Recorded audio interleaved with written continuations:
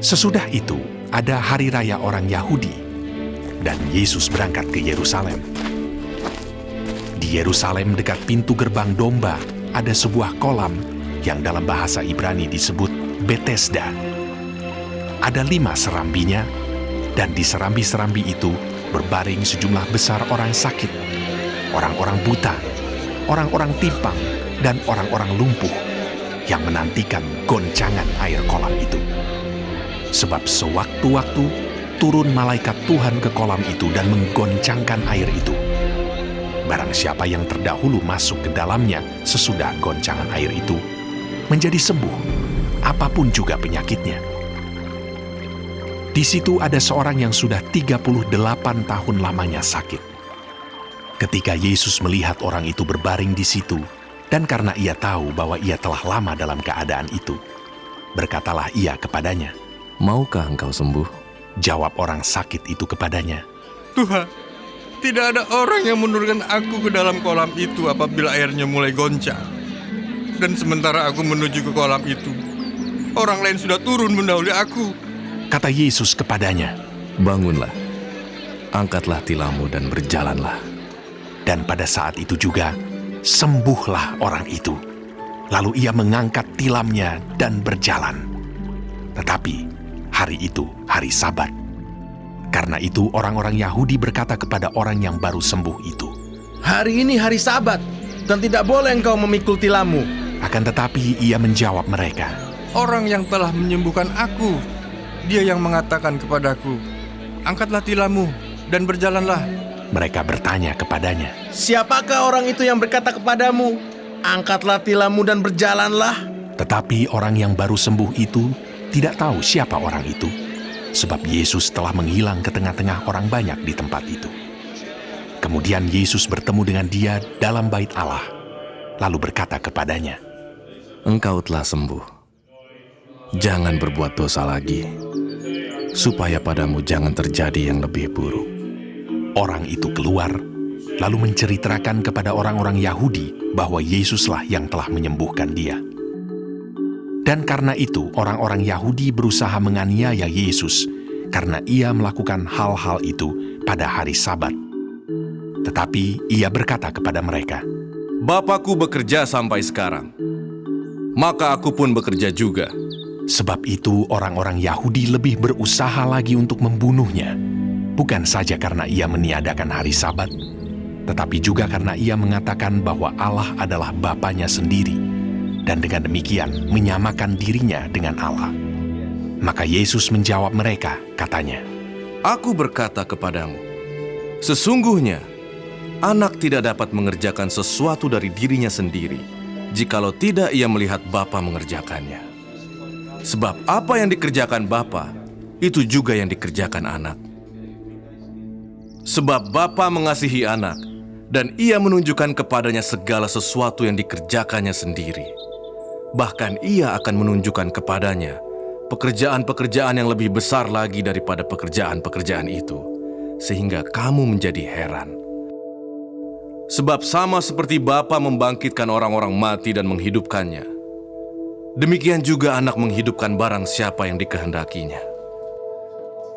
Bapa tidak menghakimi siapapun, melainkan telah menyerahkan penghakiman itu seluruhnya kepada anak, supaya semua orang menghormati anak sama seperti mereka menghormati Bapa.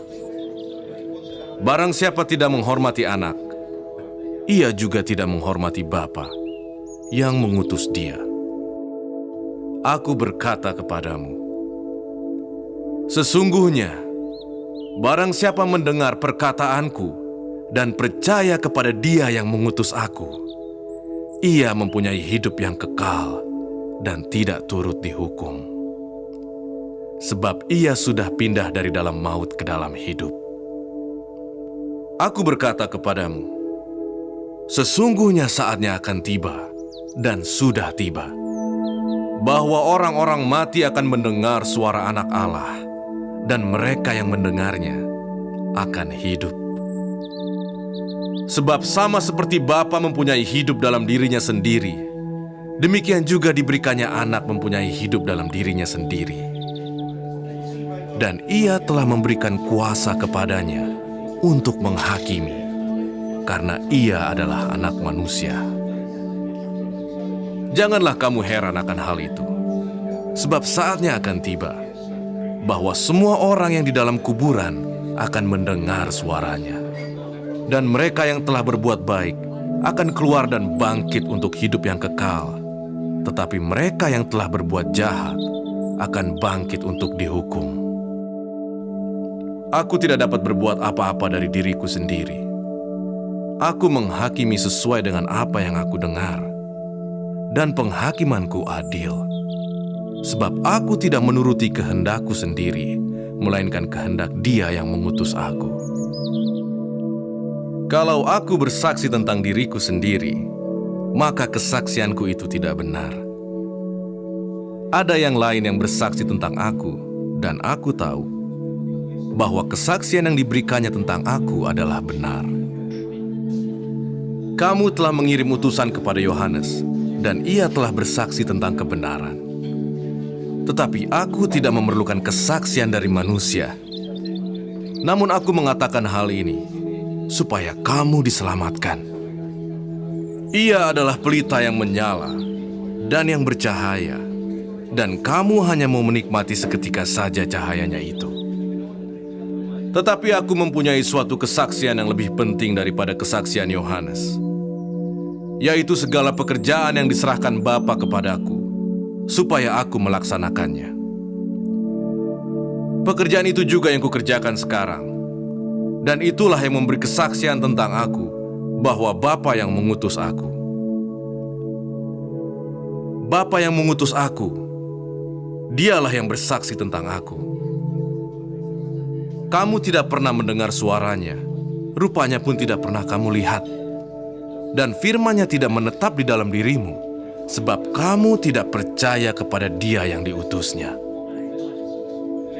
Kamu menyelidiki kitab-kitab suci, sebab kamu menyangka bahwa olehnya kamu mempunyai hidup yang kekal. Tetapi walaupun kitab-kitab suci itu memberi kesaksian tentang aku, namun kamu tidak mau datang kepadaku untuk memperoleh hidup itu. Aku tidak memerlukan hormat dari manusia. Tetapi tentang kamu, memang aku tahu bahwa di dalam hatimu, kamu tidak mempunyai kasih akan Allah. Aku datang dalam nama Bapa-Ku, dan kamu tidak menerima aku.